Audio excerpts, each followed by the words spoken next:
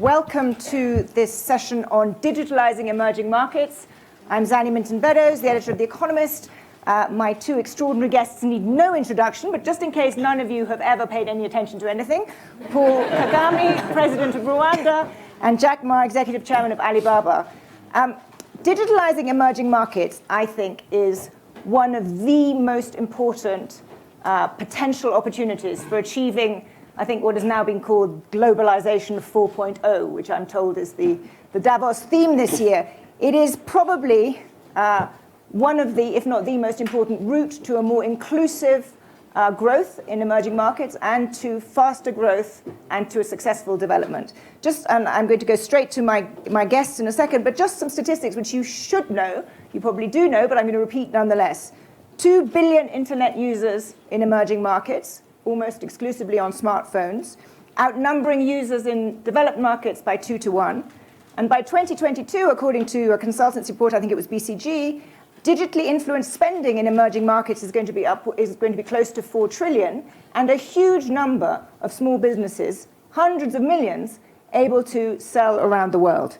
So this is a leapfrog technology that really could allow incredible potential in emerging markets, and these are two people who are quite literally making it happen.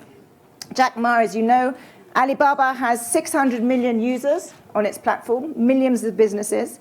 And Jack's ambition is to create a bold, inclusive, free, global, and innovative trading program for small and medium-sized enterprises. It's called the Electronic World Trading Platform. He's going to tell us about it. Its first country to be introduced is Rwanda in Africa. President Paul Kagame, in addition to his remarkable achievements, economic achievements in Rwanda, is pioneering this leapfrog technology. Rwanda is the first country to sign up. It launched in October 2018.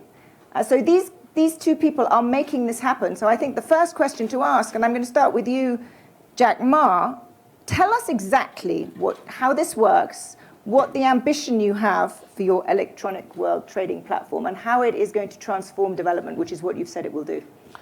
Thank you. Yeah, first, I think today, a lot of people don't like globalization, but we believe in globalization. Globalization actually in the past 30, 40 years helped a lot of countries to grow, especially a country like China. But people don't like it because it's not inclusive. So globalization in itself is good, but how we can improve it, how we can make more developing countries get involved, how we can help a small business get involved, young people get involved. In the past 20 years, the globalization was controlled by 60,000 big companies. So what if we can help 16 million or 60 million small business, any young people that can global buy, global sell? That's something that I think the world trade should be looking like. So I think today, because of the technology we have, because of the internet, because of the mobile phones, because of the new infrastructure that we are building up, we think we can help all the small business, young people. If they have a phone, they can global buy, global sell, global deliver, global pay, and global travel, having fun. That's the whole vision for eWTP. And I think this is what I talked to WTO. WTO needs to be upgraded to the second version, focusing on developing countries, focusing on the young people, small business. And most of the free trade zones today designed for only big companies. We think there should be free trade zones for small companies to import and export, 24 hours clearance custom office. And if you are below $1 million exporting to the other countries, should be totally tariff-free. And eWTP refers 4 T: training, trade, technology, and tourism. So making sure that, because the whole world is expecting a new form of globalization. I don't think, the model in the past 60 years that all the government make decisions how to do business and the business follow. Next 30 years should be the business make decisions, government supported. So this is eWTP, it's a private driven, and that's why we go one country after one country to convincing the country has the vision, the convincing the government has the wisdom and the courage to support the young people's small business. This is the whole vision. So one person you have convinced is President Kagame. You've signed up for this. Mr. President, why did you sign up, and what are the expectations you have of this for Rwanda? Well, to begin with, it was a great opportunity that came our way. Thank you, Zanny, for, first of all, inviting us here and moderating this session. So when I met Jack Ma, and he had already thought through this in a broader sense, and was happy to start with Rwanda because of what Jack had observed in terms of the investments we have made in the area of infrastructure and technology and the governance generally thereof that would support this kind of business and relationship and transactions.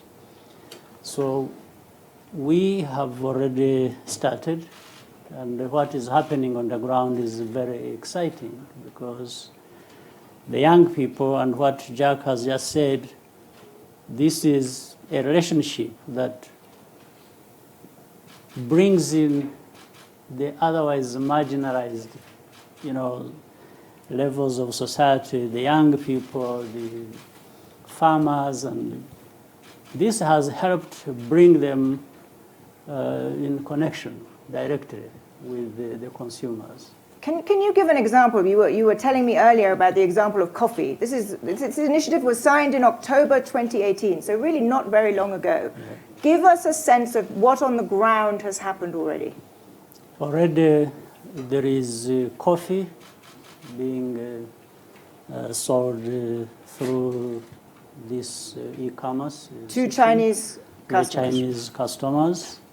And what is happening, on average, generally, a coffee farmer or business people were getting around $8 per kilogram. Now they have additional 4, which is $12 for every kilogram. And this happens very fast, and the transactions are very beneficial, almost real time. So one of the ambitious goals of this is that you said it was up to $1 million in transactions would be tariff-free, and you, Mr. President, have clearly agreed to that.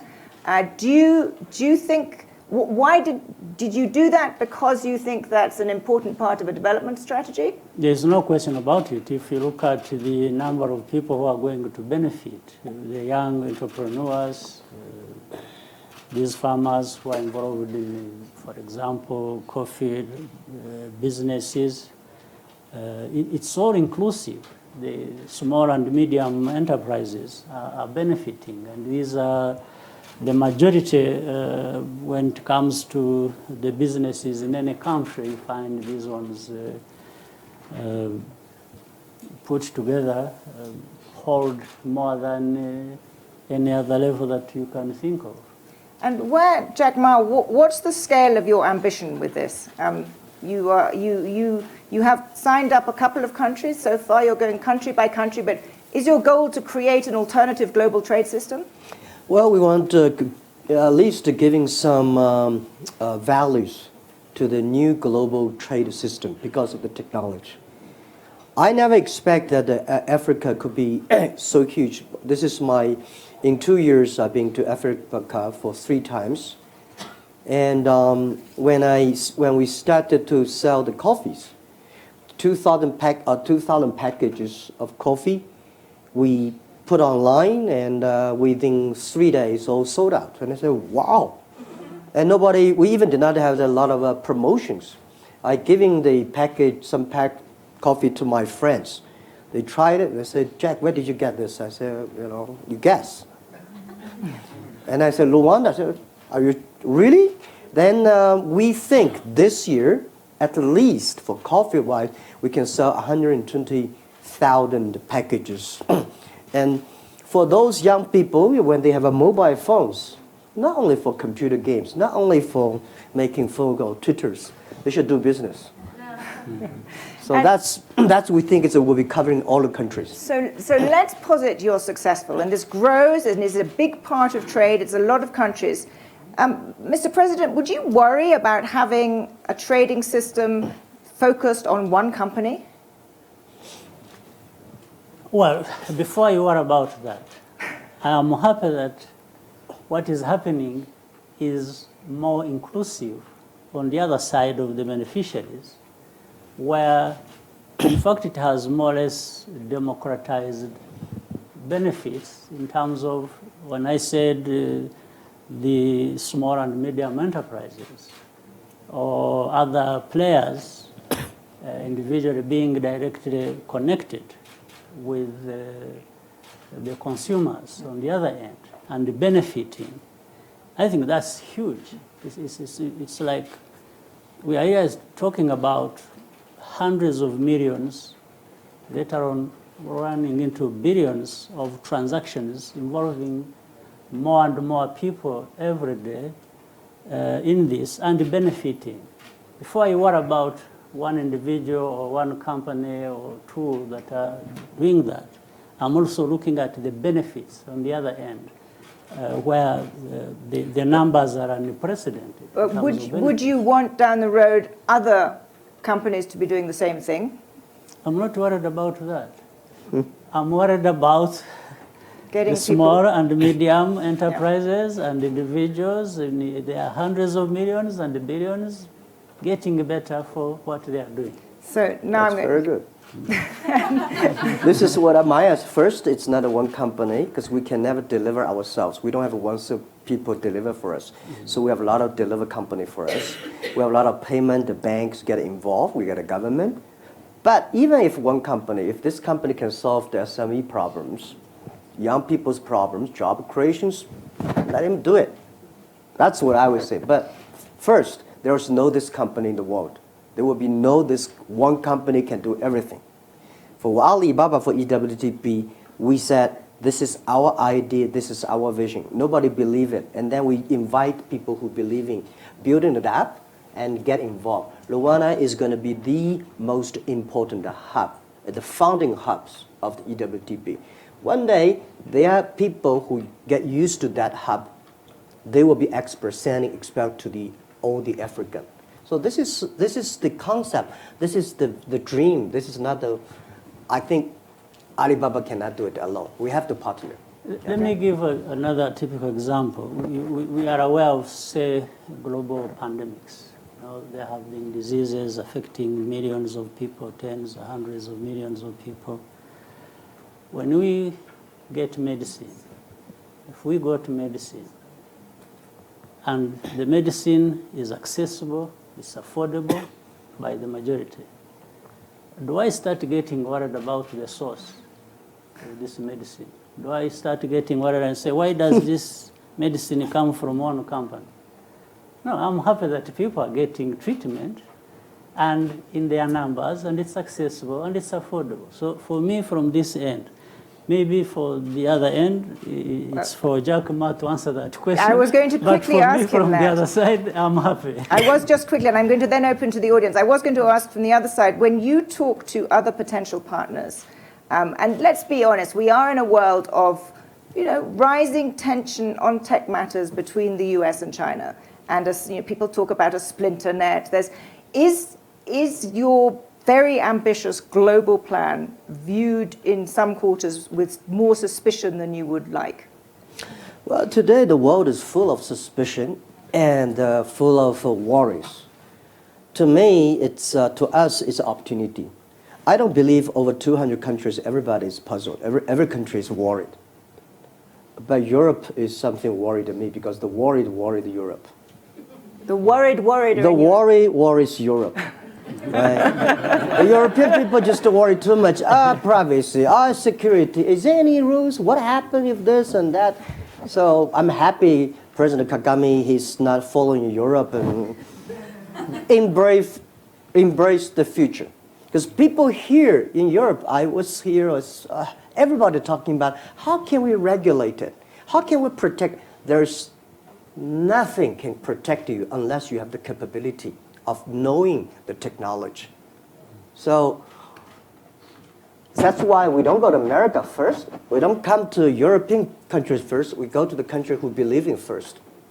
I go to Africa and they say, wow, people say, impossible, how can Africa be successful? I said, I heard this question and challenge again and again when I started my business 20 years ago in Alibaba. Everybody say, how can Alibaba be successful in China? In China, no internet. Government banning, rules and laws, no credit cards, no logistics. We say, if there's no, let's build it. If there's no credit card, let's build a payment system. If there's no logistics system, let's build a logistics system. So we are not fighting for tomorrow. eWTP will never be success tomorrow or today.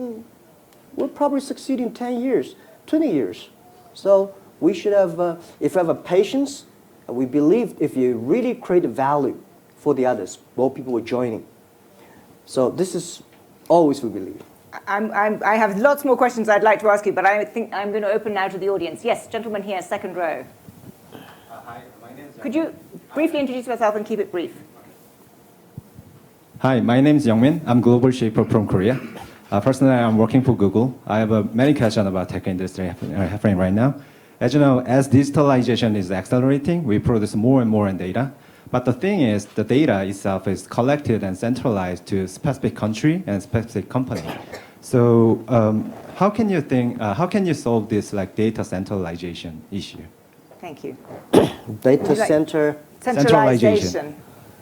Do you want to take that or should we? Yes, very briefly, and then we'll move on. Yeah, I think first, everything we worry today will be solution. If we cannot solve it, somebody will. If I cannot do it, my kids will do it. But if you don't do it, then there's no problem, there's no hope. So I don't worry about that. Most of the government today worry about the data, privacy, security, centralizations. It's just the beginning of the data period. Give another 5 years, you will find things will completely changed. Thank you. There's a lady here at the front row.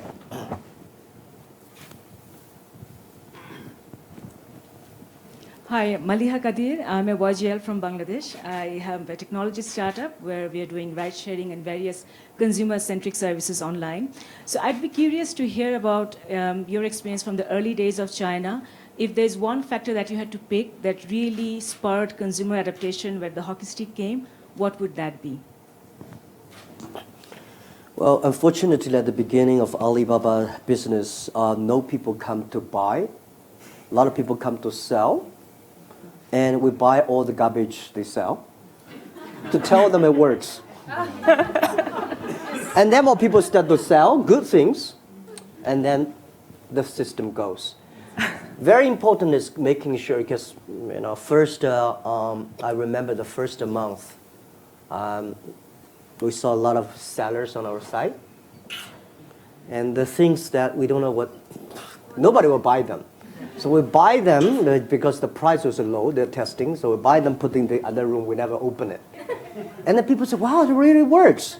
And hence the system start to work. So, and then you improve your products, your services, there it goes. Thank you. Very concrete. Yes, lady there, the check jacket, yeah. And then. Hi, I'm Arij from the Bahrain Development Bank.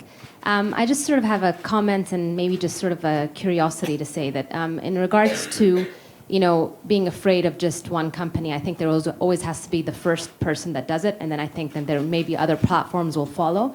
I think the other point is that in terms of, is there a plan of integrating? For example, you said you can't do it all up yourself. Would there be a plan to help create those side businesses that can help support the platform in Rwanda? And is there a plan for that from the way you're coming in your experience, or is that just going to come organically? That's a very good question. We are very sure eWTP should be an ecosystem. We are building up a platform, so bringing more people. Luckily, we have President Kagame's courage and say, government will do anything to support their own Rwanda's young people, small business, and custom office, all the things. And then the next step we do is to do a lot of training. We invited and actually President just sent 20 very high-level Rwanda minister levels to come to Hangzhou, our base, that we're training them for 1 week. And the other job I'm doing is that we are accepting 500 entrepreneurs in Africa in next 3-4 years, and they're sending them back. They're the seeds. They're going to train the trainers. They know how to do business. And then we will also encouraging all the logistics company. The other challenge that probably I will discuss with the president later is about how we can. There are over 40 or 50 countries in Africa. Every country have a board and rules, and how can we do the transport logistic freely, right? So when we arrive in Rwanda, it's okay. But how about the Rwanda go to Kenya, and Kenya to the Ghana? You know, this is a great opportunity in the world, in Africa. 1.2 billion people. They need the things to move fast. They need the government coordination.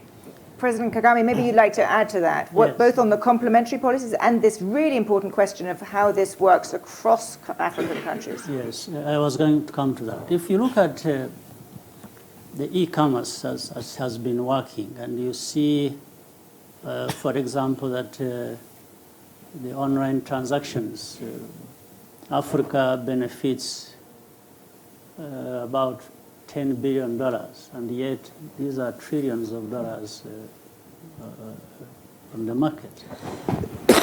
So there's a lot of work to do. There is a lot of growth space to be undertaken in this, because it involves about 20 to 30 million people in Africa, yet there are billions across the world. So we need to grow that, both in terms of money and the people who are using that. But at the same time, if you look at how Africa is moving forward, recently we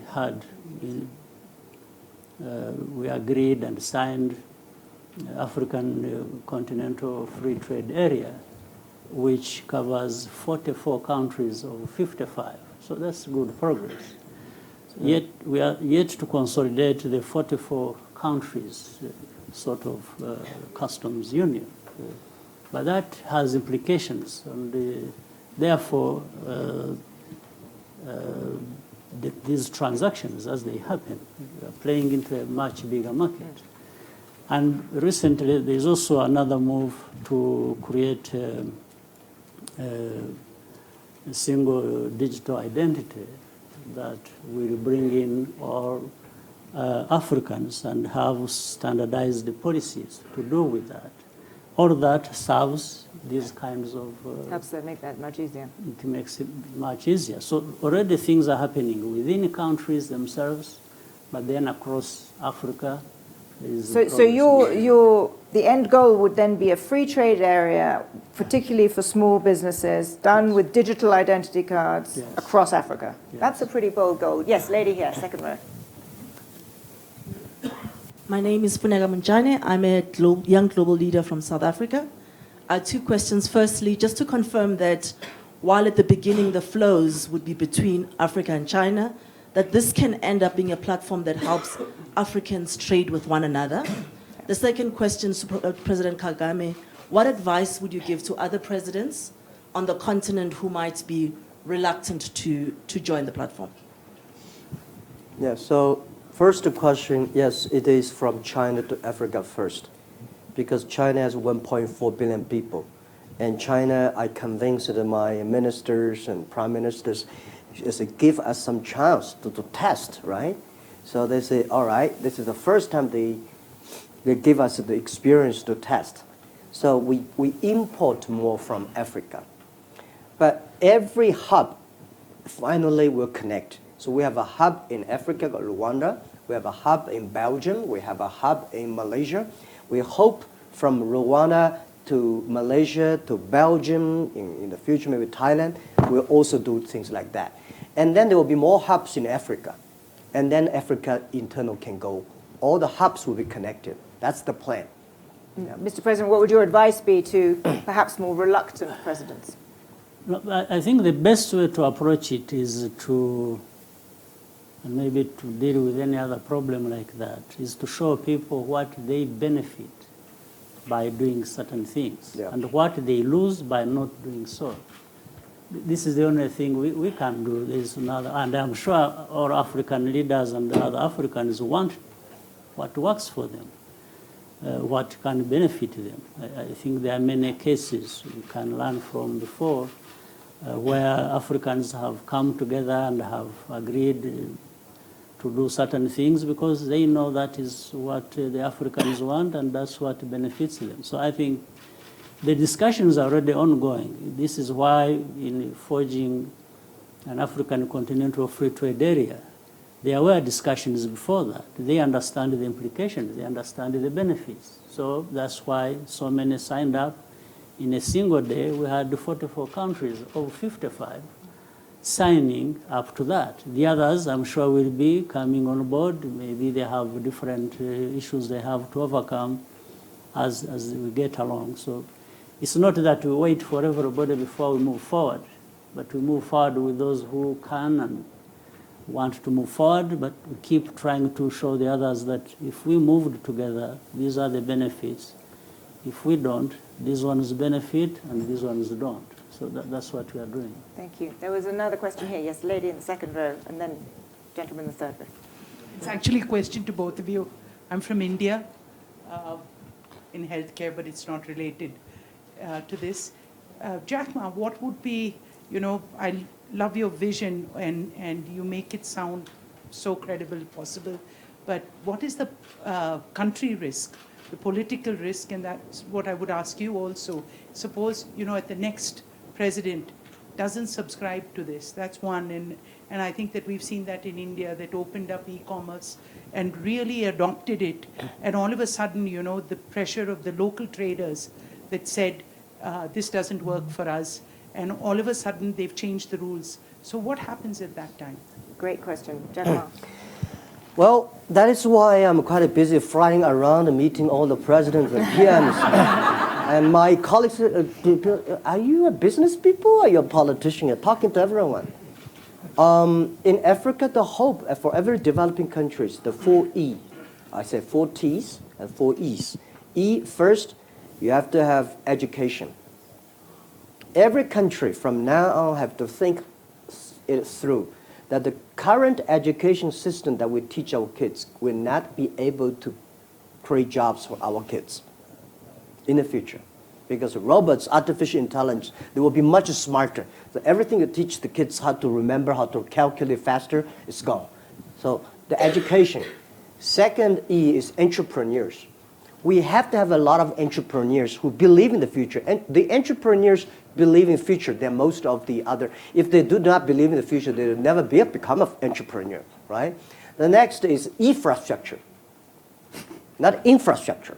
We should put electronic infrastructure, right? So making sure that every young people can be able to reach the internet. It's as important as the, and the fourth is e-government. We are pushing government on the internet. So I met over 20,000 government officers 2 years ago, in 1 year. That's just like I'm meeting government officers every day. My job is I don't want any policy, anything, just this is the way we do business. And then you see the young government officers, they started using mobile phone, they think it's good. And it will come. But by saying one thing, the policymakers, this is what exactly happened. This is a human being always happen. In 1860s, there's a bill in a UK called the Red Flag Bill. That is when car was built. The horsemen at that time called white-collar person. They hate this. They went to the government and say, stop the cars. The cars will kill people on the road. And if you let the cars come, all the horsemen are losing jobs. The society is going to. Then the government passed a bill called the red flag. There is a red flag in front of every car that you are not allowed to drive more than 7 miles per hour. And you have to follow a horse. That stopped the industry. So this is what I think a lot of government is doing that. And our job is to make them online, so they cannot do that. Well, on my part, I'm in politics, but without the standard definition of being a politician. because I understand also that my reason for being in politics is actually to enable business people do business and succeed. Second, people are elected, they become leaders because they, among other things, tell people what they intend to do, they want to bring change or no change to something. But the voters also, who vote people out of power or bring them to power, do so on the basis of what they believe in, whether this change is good for them or the status quo isn't good for them. So, and you are right in saying that in most of these things we do, there is a need for predictability, there is a need for sustainability. But the fact is, I think with what is happening, once the people are benefiting, then they will want to stay with the kind of things that benefit them. In this case, where the small and medium enterprises and the people involved and the jobs that are involved, once they've been created and they have tested that, do they really want this to be changed? If there comes a leader who wants to change this, maybe actually he won't come in the first place. They will not elect this leader. Or if he's there, if he wants to change these things that benefit them, he may end up in trouble. So, but we have to do what we think is good and works. And Yes, this is an extraordinarily bold initiative. I know there are lots of other questions. I'm so sorry we're out of time. So unfortunately, we have to leave it there. But at a time when, as you say, there is a lot of worry in Europe, it is great to hear of such a bold and ambitious strategy. Thank you very much, Jack. Thank you.